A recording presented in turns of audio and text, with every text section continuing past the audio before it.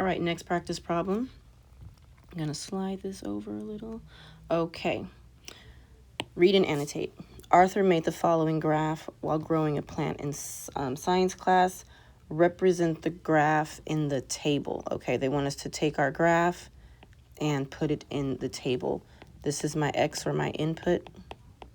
This is my Y. Oops, this is my Y, my output.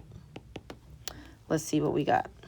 Days are at the bottom, so my X values are 1, 2, 3, 4, and 5.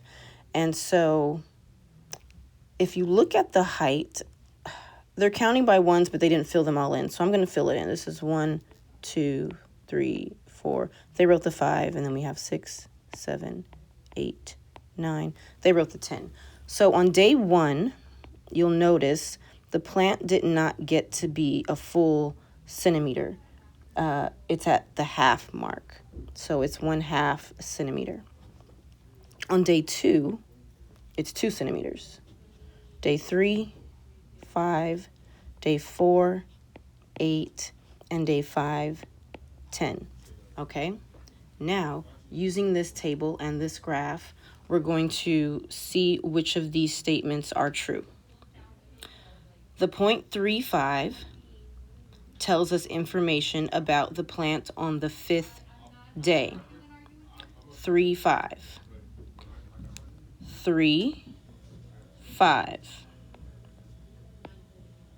3 is the day, 5 is the height. So no, that is not true. It's not the 5th day, it's the 3rd day. The height of the plant depends on the number of days it has been growing. Okay, so let's see. Which is my independent? That's my days. I control how many days I'm going to do this experiment.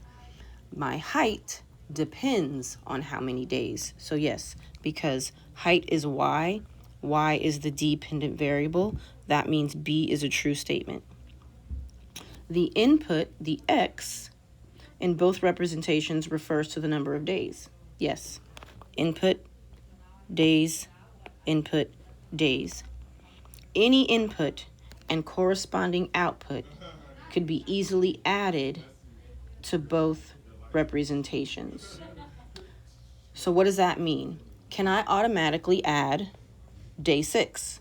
Do I know how tall the plant will be on day 6? Well, if it's growing at a constant rate, yes. If it's not, no.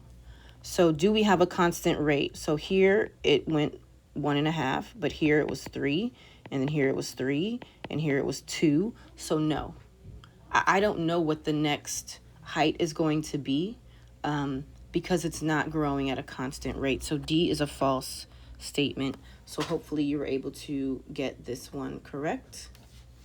We have one more. It is a few steps, so take your time and work through the last practice problem before the exit ticket.